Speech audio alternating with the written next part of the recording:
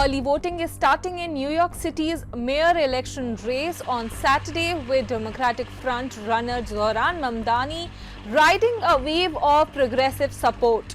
The 33-year-old Queens lawmaker, known for his left-wing agenda, has built his campaign around promising of rent freezes and free public transit, portraying himself as a champion of working and middle-class New Yorkers.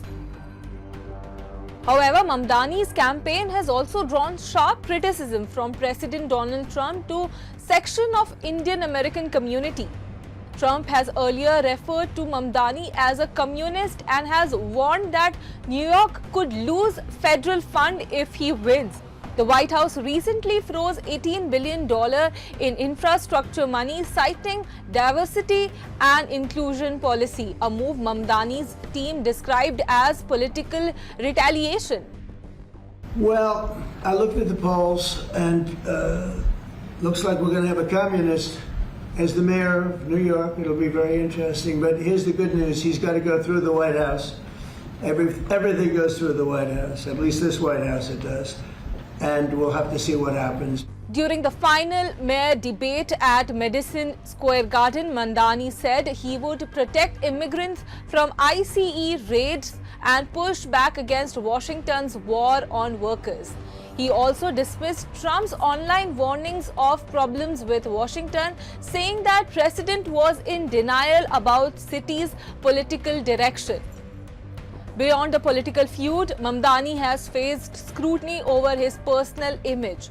Recently, American comedian mocked the candidate on X for dining at a high-end restaurant in Manhattan, calling him fraud class and questioning his authenticity as a working-class advocate. Mamdani's allies point out that he lives in a rent-stabilized apartment in Queens and regularly commutes by subway, calling that criticism exaggerated. The candidate has also come under fire for his remarks on Indian Prime Minister Narendra Modi. His comments accusing Modi's government of promoting division has drawn backlash from sections of New York's 200,000-strong Indian American population. A video in which Mamdani claimed Modi targeted Muslims during 2002 Gujarat riots sparked online outrage, with critics labeling him a Hindu hater. At a recent Diwali celebration, Mamdani clarified his position, saying he was raised with a more inclusive version of India where everyone belongs, and insisted that his stance was about inclusivity rather than division.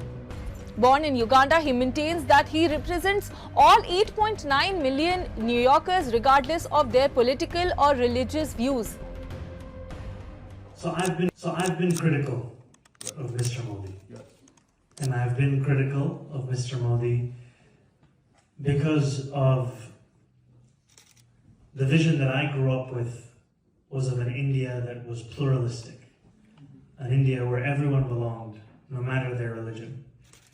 And my critique has been of Mr. Modi and the BJP political party for their vision of an India that only has room for certain kinds of Indians.